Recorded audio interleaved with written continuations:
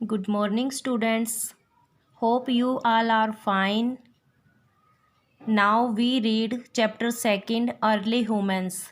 I hope जो हमने कल रीड किया था वो आपको अच्छे से समझ आया होगा. Next we read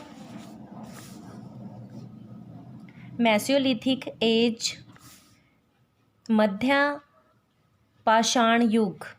Around 12,000 years ago, major changes came about in the climatic conditions prevailing throughout the world.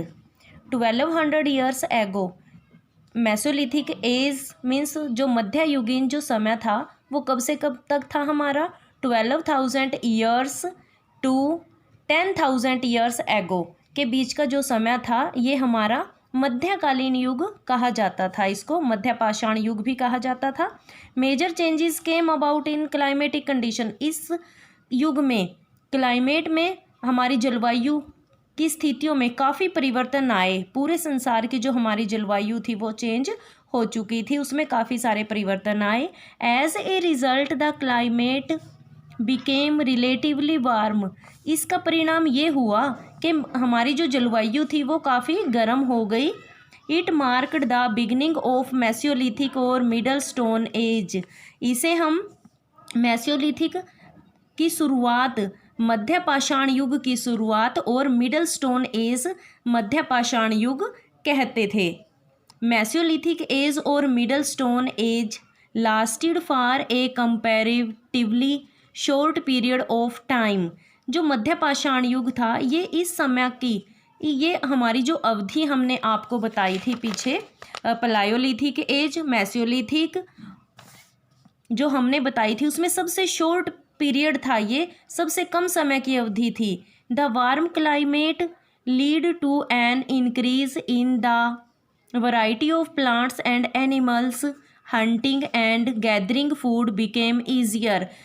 The warm climate, मौसम की चेंजिंग की वजह से, increase in the variety of plants, पेड़ पौधों की वैरायटीज़ में भी काफ़ी वैरायटीज़ में इंक्रीज हुई, वो वृद्धि हुई थी. एंड एनिमल्स, और पशुओं की. Hunting and gathering foods become easier, और इससे मौसम की चेंजिंग की वजह से शिकार करना और खाना इकट्ठा करना अब मनुष्यों के लिए आसान हो गया था.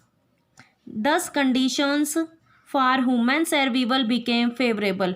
और ये जो कंडीशन थी, ये जो स्थिति थी ये मनुष्य के जीवन के लिए काफ़ी फेवरेबल थी, योग्य हो गई थी उनके लिए.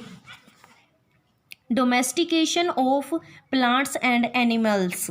डोमेस्टिकेशन का मीन्स है वर्चस्व, मीन्स रख रखाव ऑफ प्लांट्स, पेड़ पौधों का, और पशुओं का रख रखाव भी इस अवधि में मनुष्यों ने सीख लिया था. Domestications begin in the Mesolithic as.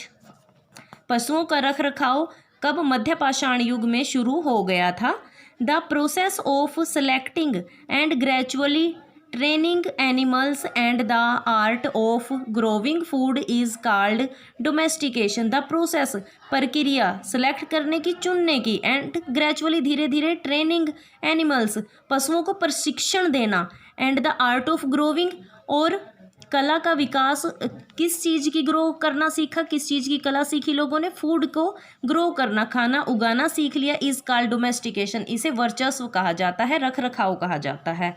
The characteristics of this period were hunting and fishing settlements along rivers and on lake shores where fish and other aquatic creatures were abundant.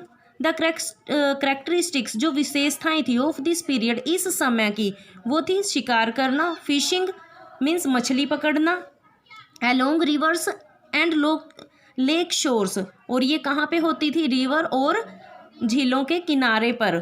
Were fishing where, जहाँ पे fishing मछली पकड़ी जाती थी, and other aquatic, और जो दूसरे जलीय जीव थे वो भी वहाँ पे प्रचुर मात्रा में देखे जा सकते थे.